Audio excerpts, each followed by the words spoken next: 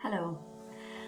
I'm hoping that this video will give you an introduction around how to manage your time now that you are doing your course. So while you're doing your course, you will need to dedicate time to your classes, and this might mean changing some of the things that are already in your current schedule. You'll probably need to set aside time to attend your classes and also maybe time to follow up on your coursework or revision or assignments that you need to do. And so hopefully here there will be some tips to allow you to think about how you are going to manage your time now. I'm going to play this short video to you just as an introduction, thinking about what is important in your life and what are your priorities.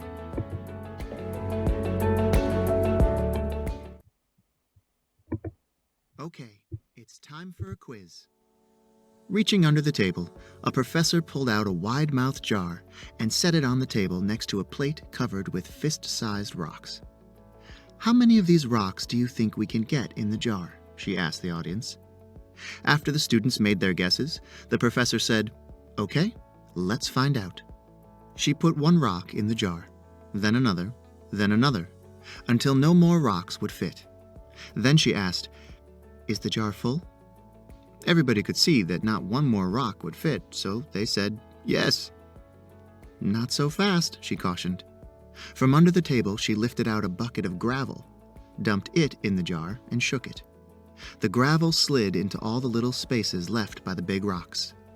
Grinning, the teacher asked once more, "Is the jar full?"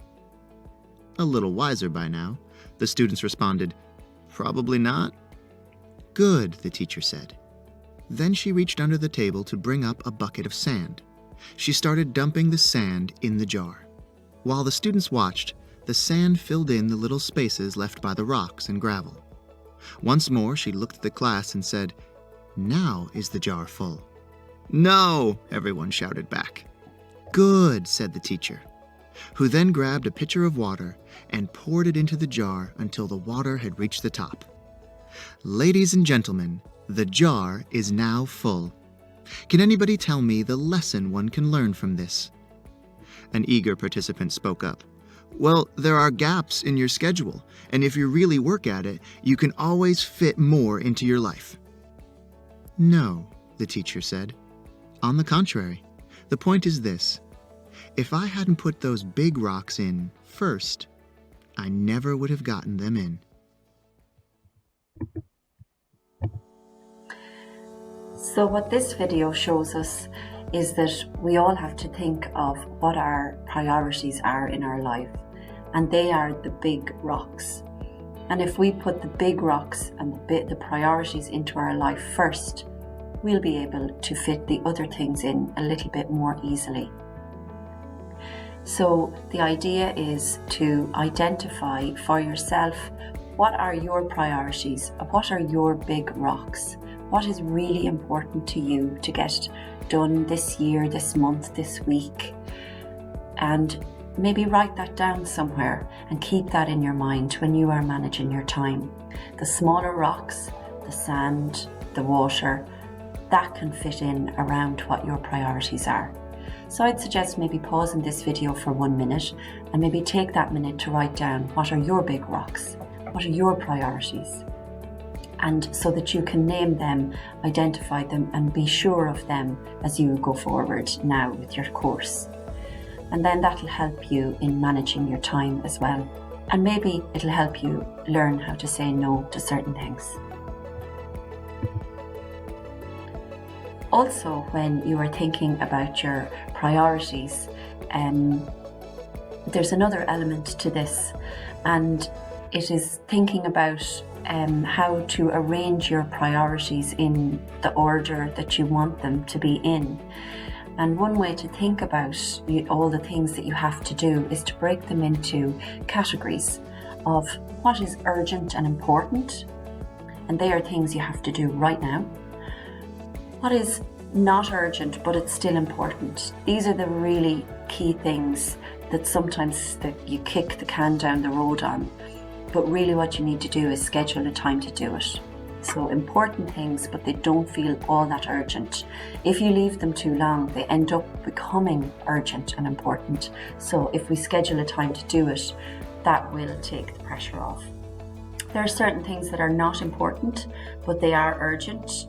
But you have to think about, maybe can someone else do that for you? Could you do it later? Can you avoid it? Is it something you can say no to? Is it something you can manage in a different way? And then there are things that are not urgent and not important, and they're things that you can postpone, you can dump, you can delete, you can do them when everything else is done. And this is a way to think about, I love to-do lists. I think they're great to write down all the things that you have to do. But really, another step in that process is to also put things in order of importance and urgency in order to get them done.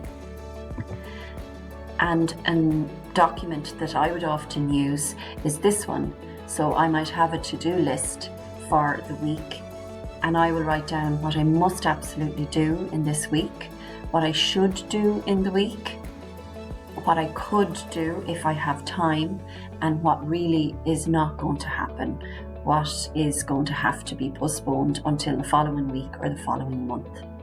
And that might be a document you could do up for yourself and you can print off and use.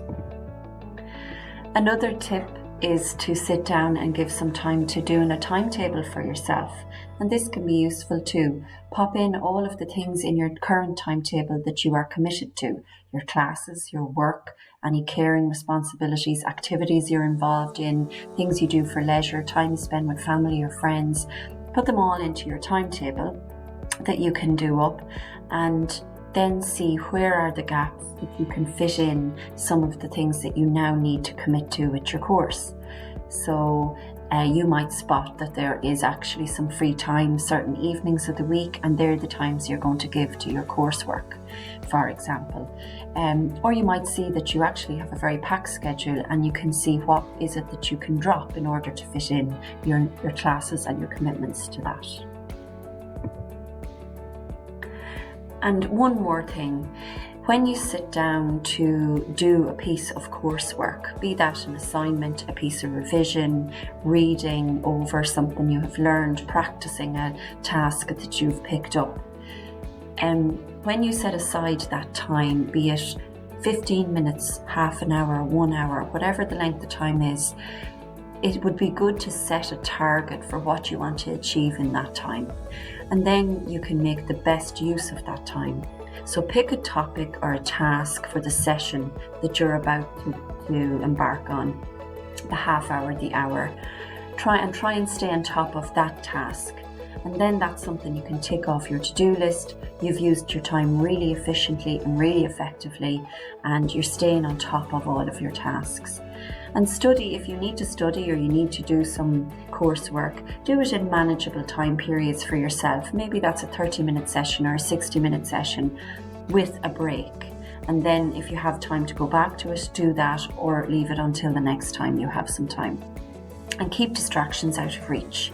Keep your phone out of reach, your social media. Maybe try and let other people in the house know that you're not to be distracted for this time. And for the bigger picture, keep your purpose in mind. So when it is hard to sit down and give time to studying or practicing or going back over your coursework, keep in mind the bigger picture, the goal that you have to achieve. So all the very best, and don't hesitate to get in contact with the Adult Guidance Service in LWETB if you want more assistance.